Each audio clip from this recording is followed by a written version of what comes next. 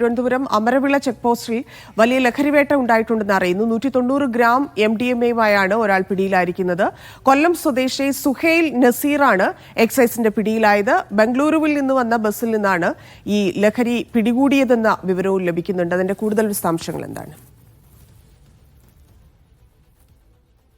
ഈ അടുത്തിടെ തിരുവനന്തപുരത്ത് പിടികൂടുന്ന ഏറ്റവും വലിയ രാസലഹരി വേട്ടയാണ് ഇന്ന് രാവിലെ ഏതാണ്ട് 6:30 മണിയോടുകൂടിയാണ് തിരുവനന്തപുരം തമിഴ്നാട് കേരള അതിർത്തിയോട് ചേർന്നുള്ള അമരവിള ചെക്ക് പോസ്റ്റിൽ ഈ ബാംഗ്ലൂരിൽ നിന്ന് വർക്കല കല്ലമ്പലത്തേക്ക് വന്ന ബസ്സിൽ നിന്ന് 190 ഗ്രാം MDMA പിടികൂടിയത്. സാധാരണഗതിയിൽ 1-2 ഗ്രാമൊക്കെയാണ് ഇതിന്റെ വിൽപ്പനക്കാർ ഈ നൽകുന്നത്. ഇത് വാങ്ങാൻ ആഗ്രഹിക്കുന്ന ആളുകൾക്ക് 1-2 ഗ്രാമൊക്കെയാണ് വിൽപ്പന നടത്തുന്നത്.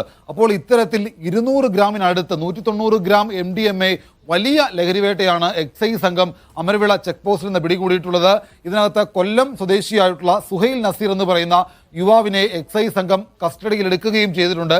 ഈ സുഹൈൽ നസീർ ഈ രാസലഹരിയുടെ വലിയൊരു ഇടനിലക്കാരനാണ് എന്നുള്ള കാര്യം കൂടി എക്സൈസ് പറയുന്നുണ്ട്. ഇത് ചെറുകിട വിൽപ്പനയ്ക്ക് വേണ്ടി കൊണ്ടുവന്ന രാസലഹരിയാണ് എന്നുകൂടി എക്സൈസ് പറയുന്നുണ്ട്. കാരണം ബാംഗ്ലൂരിൽ നിന്ന് കേരളത്തിലേക്ക് എത്തിച്ച ലഹരിയാണ്. ബാംഗ്ലൂരിൽ നിന്ന് കല്ലമ്പലത്തേക്ക് വരികയായിരുന്ന ബസ്സിൽ നിന്നാണ് സുഹൈൽ ഖാനെ 190 ഗ്രാം MDMA-യുമായിട്ട് എക്സൈസ് സംഘം ഇന്ന് രാവിലെ 6:30 പിടികൂടിയത്. ഇത് ഇവിടേക്ക് കൊണ്ടുവന്ന് ചെറിയ കഷ്ണങ്ങളാക്കി, ചെറിയ പൊതികളാക്കി വിൽപ്പന നടത്താൻ വേണ്ടിയിട്ടുള്ളതായിരുന്നു എന്നൊരു കാര്യം കൂടി സുഹൈൽ നസീർ പോലീസിനോട് പറയുകയും ചെയ്തിട്ടുണ്ട്. അപ്പോൾ ഇത് ആരൊക്കെയാണ് ഇവിടുത്തെ വാങ്ങാനായിട്ടിരുന്ന ആളുകളൊക്കെ വിവരങ്ങൾ എക്സൈസ് ശേഖരിക്കുന്നുണ്ട്. എന്തായാലും ഈ അടുത്ത കാലത്ത് തിരുവനന്തപുരത്തെ അതിർത്തി പ്രദേശത്ത് നിന്ന് അല്ലെങ്കിൽ ചെക്ക് പോസ്റ്റിൽ നിന്ന് പിടികൂടുന്ന ഏറ്റവും വലിയ രാസലഹരി വേട്ടയാണ് ഇന്നിപ്പോൾ അമരവിളയിൽ നിന്ന് പിടികൂടിയത്. ധന്യ. ശരി ഷിജോ.